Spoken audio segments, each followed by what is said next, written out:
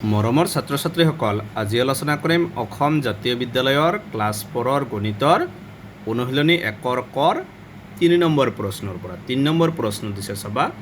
তলৰ সংখ্যাবোৰ শব্দৰে লিখা। আমি তলৰ সংখ্যাকেইটা শব্দৰে লিখিব লাগে। ক নম্বৰত দিছে 42,915। এইটো আমি শব্দৰে লিখিব লাগিব। বহুতকেইটা আছে ইয়াত চাবা। ক নম্বৰটো চাবা কি আছে 42,912 একক দশক শতক হাজাৰ, মানে এইটো কি আছে 42,000।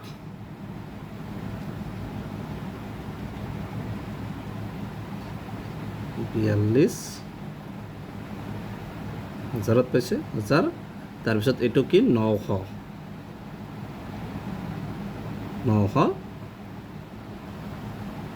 এইটো 5 হ'ব 15। এইটো হ'ল ক নম্বৰটো এনচাৰ। তাৰপিছতো চাবা এইটো আছে একক দশক শতক হাজাৰ, মানে 35,000।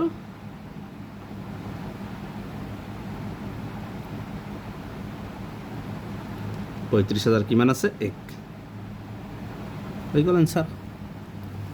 তাৰপিছতো চাবা কি আছে একক দশক শতক হাজাৰ অযুত লাখ, মানে 2 লাখ। 40ত কি হৈছে হাজাৰ, 2,40,000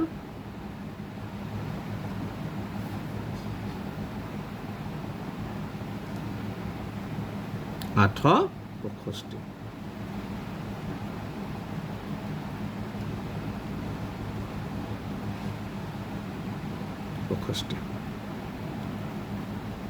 তাৰপিছত চাবা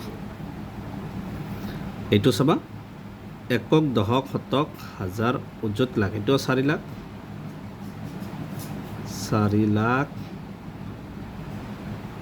কিমান আছে 10,000।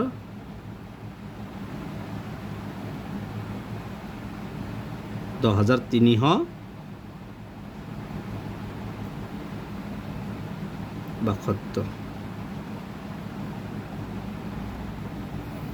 তাৰপিছতটো আছে চাবা একক দশক শতক, এইটো শতক হ'ল, শতক হাজাৰ, এইটো হাজাৰ হ'ল মানে 80,000।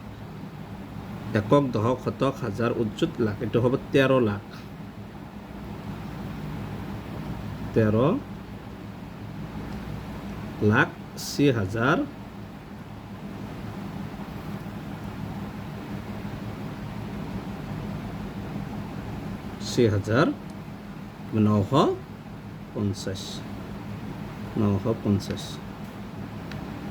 950। তাৰপিছত আছে চাবা একক দশক শতক হাজাৰ অযুত লাখ নিযুত কোটি, মানে 1 কোটি।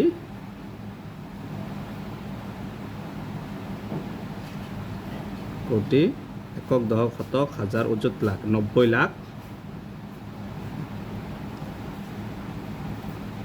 90 লাখ। তাৰপিছত 80,000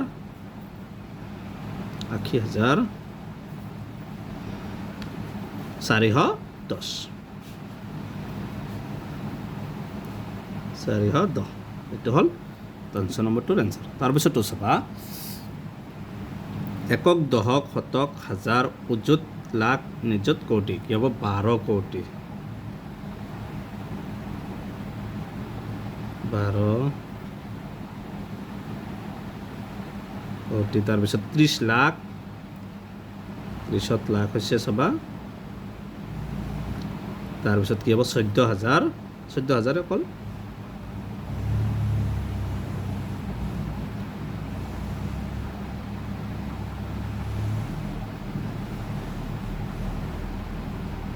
14,000 হাজাৰৰ পিছত একো নাই, গতিকে 14,000 লিখিব। তাৰপিছত আছে চাবা একক দশক শতক হাজাৰ অযুত লাখ নিযুত কোটি, মানে 15 কোটি।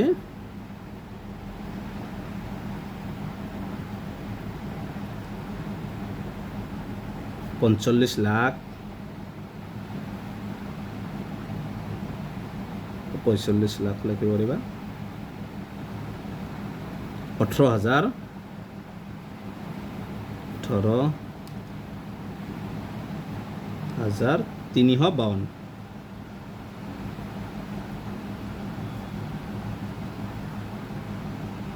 352 তাৰপিছত চাবা একক দশক শতক হাজাৰ অযুত লাখ নিযুত কোটি 48 কোটি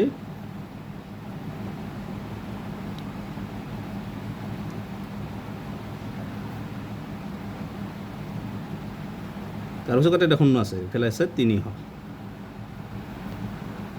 40 কোটি 300 তাৰপিছত চাবা একক দশক শতক হাজাৰ অযুত লাখ নিযুত কোটি 20 কোটি এইটো অকল 20 কোটি হৈ গ'ল তাৰপিছতটো চাবা একক দশক শতক হাজাৰ অযুত লাখ নিযুত কোটি মানে 250 কোটি 40 লাখ 30,600 250 কোটি 40 লাখ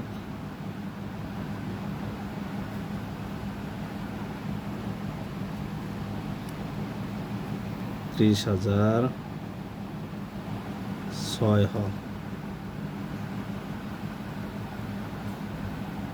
তাৰপিছতটো চাবা একক দশক শতক হাজাৰ অযুত লাখ নিযুত কোটি 380 কোটি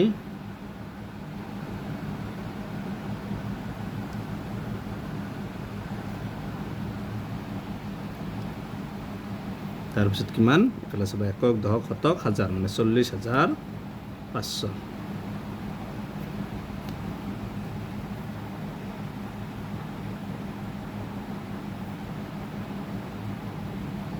40,500 এইটো হৈছে লাষ্টৰটোৰ এনচাৰ গতিকে এইকেইটা আছিল 3 নম্বৰৰ আটাইকেইটাৰ উত্তৰ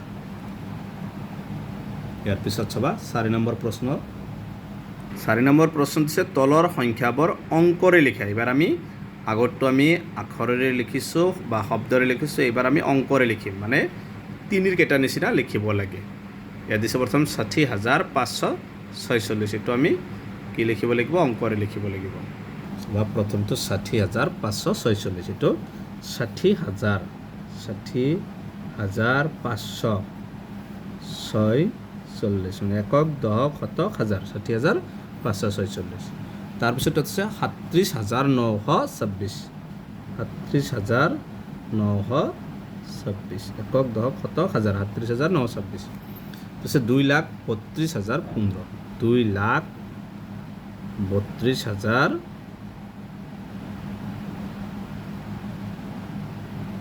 এইটো সবাই একক দশক শতক হাজাৰ এইটো নহ'ব এটা শূন্য কমি আহিব এইটো 2ত লাখ হ'ব লাগিব একক দশক শতক হাজাৰ 32,000 আছে অযুত লাখ মানে 2,32,015 এইটো শূন্য নহয় এটা শূন্য কমি যাব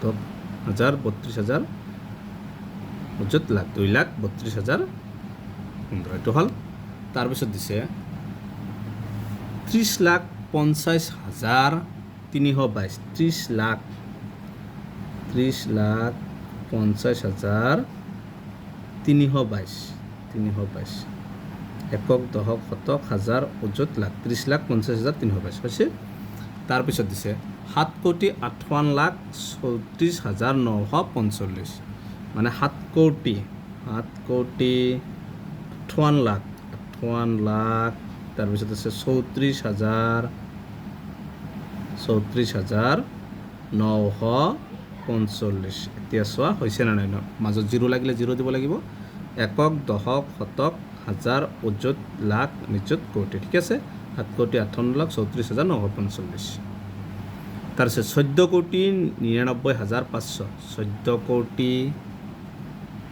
14,99,500 তো সবাই একক দশক শতক হাজাৰ অযুত লাখ হোৱা নাই গতিকে একক দশক শতক হাজাৰ এইটো 99,000 ঠিকে আছে আমি অযুত ইয়াত এটা শূন্য দিব লাগিব অযুত লাখ নিযুত কোটি মানে দুটা শূন্য আহিব ইয়াত গতিকে এনেকৈ লিখিব পাৰিব লিখিবা যে 14 তাৰপিছত দুটা শূন্য আহিব তাৰপিছত আছে 99,000 তাৰপিছত 500 এনেকৈ বনাব লাগিব তোমালোকে মনত ৰাখিবা এতিয়া চাবা একক দশক শতক হাজাৰ অযুত লাখ নিযুত কোটি মানে 14 কোটি হৈছে তাৰপিছত 99 হাজাৰ হ'ব লাগিব 1 10 শত হাজাৰ 99 হাজাৰ হৈছে তাৰপিছত 500 হ'ল তাৰপিছত আছে 18 লাখ 20 হাজাৰ 18 লাখ 20 হাজাৰ একক দশক শতক হাজাৰ অযুত লাখ 18 লাখ 20 হাজাৰ একক দশক শতক হাজাৰ 20 হাজাৰ হ'ল তাৰপিছত চাবা 85 কোটি 18 লাখ 30 হাজাৰ 948 এটা এনেকৈ লিখিবা 85 কোটি 18 লাখ 30 হাজাৰ 948 এটা চাই লোৱা একক দশক শতক হাজাৰ অযুত লাখ নিযুত কোটি তাৰপিছত একক দশক শতক হাজাৰ অযুত লাখ 18 লাখ 30 হাজাৰ 948 ঠিকে হ'ল এইটো চেম যেনেকুৱা আছে এনেকুৱাই লিখিব তাৰপিছতটো চাবা তাৰপিছত আছে 102 কোটি 90 লাখ 45 হাজাৰ 530 মানে 102 কোটি 90 লাখ তাৰপিছত আছে 45 হাজাৰ 530 চাবা 110 কোটি হৈছে মানে একক দশক শতক হাজাৰ অযুত লাখ নিযুত কোটি 110 কোটি একক দশক শতক হাজাৰ অযুত লাখ 90 লাখ হৈছে 45 হাজাৰ 530 হৈ গ'ল এইটো তাৰপিছত আছে 512 কোটি 80 লাখ 48 হাজাৰ 512 কোটি 80 লাখ 48 হাজাৰ একক দশক শতক হাজাৰ 40 হাজাৰ অযুত লাখ 80 লাখ নিযুত কোটি 512 কোটি 80 লাখ 40 হাজাৰ এইটো হৈছে 9 নম্বৰটোৰ এনসাৰ গতিকে এইটো ভিডিঅ' 3 আৰু 4 আটাইকেইটা কুৱেশ্যন সমাধান কৰিছোঁ গতিকে আজিৰ ভিডিঅ'টো এইখিনি তোমালোকে ভিডিঅ'টো লাইক কৰিবা চেনেলটো ছাবস্ক্ৰাইব কৰিবা থেংক ইউ